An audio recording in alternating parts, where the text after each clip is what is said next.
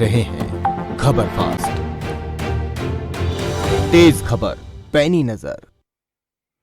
Break के बाद एक बार फिर स्वागत है आपका। रूस और यूक्रेन के बीच युद्ध जारी है, तो वहीं भारतीय सरकार लगातार भारतीय बच्चों को लाने में लगी हुई है और इसी के बीच गुरुग्राम की एक बेटी यशिका पवार अपने वतन लौट आई है, अपने घर लौट आई, जिससे परिवार में खुशी की लहर है। इसी कड़ी में हमारे संवाददाता ने यशिका और उसके परिवार वालों से बातचीत की।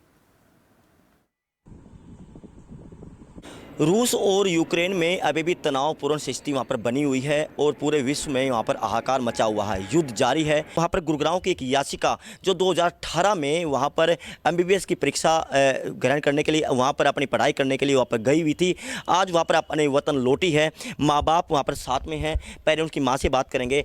जब आप पता लगा कि वहाँ पर इस तरह हमला हो रहा है, बेटी से कब बात हुई आपकी?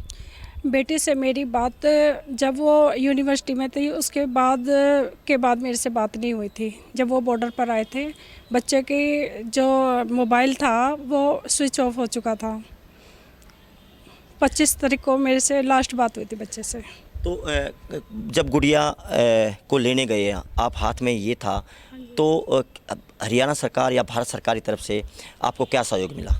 जी बहुत सहयोग मिला, जिसमें मेरी बच्ची को वहाँ से वो निकाल कर लाए, जिसमें बच्ची मेरी बहुत ही परेशान थी। भारत सरकार ने उनको फ्री में लाकर हमें दिया बच्चों को कि जाओ अपने पेरेंट्स से मिलो। जी भारत सरकार का हमें बहुत सहयोग मिला, जो हमारे बच्चों को हमसे मिला दिया। बच्चे बहुत ही फंसे हुए थे वहाँ पर, लेकिन जी बिल्कुल, अभी भी कुछ छात्र ऐसे हैं और जो छात्र हैं भारतीय हैं वो फंसे हुए हैं, क्योंकि कुछ तो अपने वतन लौटे हुए हैं, कुछ वहीं पर जो बैंकर में छुप कर अपनी जान बचा रहे हैं।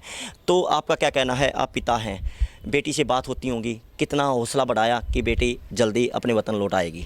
बच्चे तो बच्चे ही होते हैं जी। बिल्कुल मायूस थी, डरी हुई थी और पॉसिबल नहीं लग रहा था कि हम कैसे जा पाएंगे यहाँ से, क्योंकि वहाँ से ना तो कोई कन्वेंस थी अवेलेबल थी हमें, ना बच्चों को कोई ले जाने के लिए उनका प्लान था कि बच्चे कहीं जाएंगे।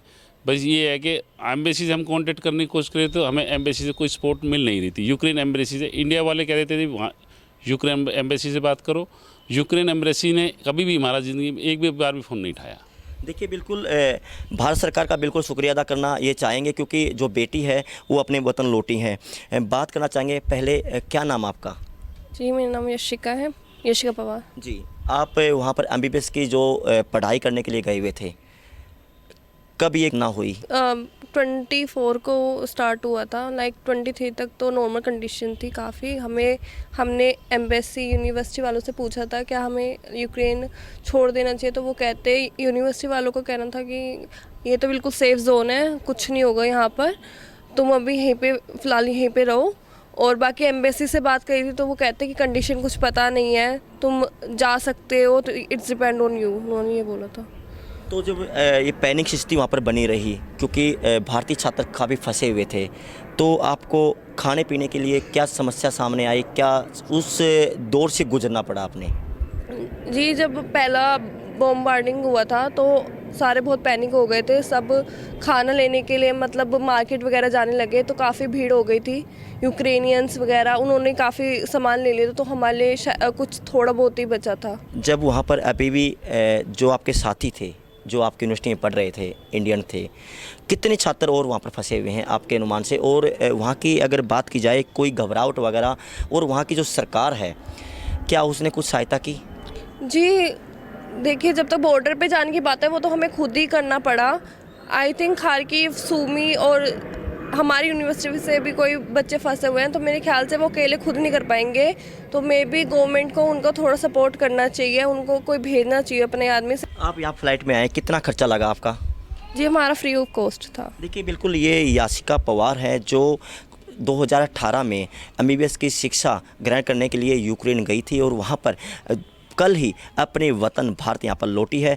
जो छात्र वहाँ पर फंसे हुए हैं उनका हौसला अफजाई कर रहे हैं कि जल्दी से उनको भी यहाँ पर अपने वतन वापस लाया जाएगा, वो पैनिक ना हो, क्योंकि अभी भी तनावपूर्ण स्थिति वहाँ पर बनी हुई है, क्योंकि जो यूक्रेन के ऊपर रूसी लगातार हमला कर रहे हैं और जो यूक्रेन भी वहाँ पर अपनी वहीं पर डटा हुआ है। ये देखना होगा कि जो फंसे हुए जो इंडियन छात्र हैं वो कब अपने वतन लौट पाएंगे।